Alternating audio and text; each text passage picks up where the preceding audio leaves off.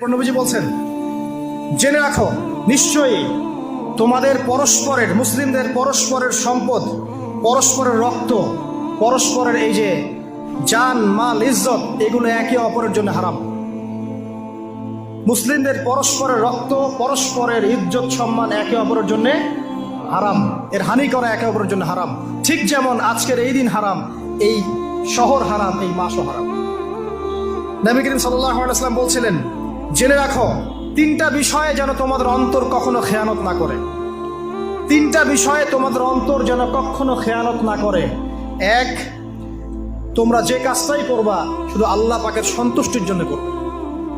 তোমরা যে কাজই করবে শুধু আল্লাহর সন্তুষ্টির জন্য করবে। তোমাদের শাসক বর্গের কল্যাণ কামনা করবে, তোমাদের শাসক বর্গের কল্যাণ কামনা করবে। তিন নাম্বার, মুসলিমদের জামাতকে আঁকড়ে ধরে রাখবে।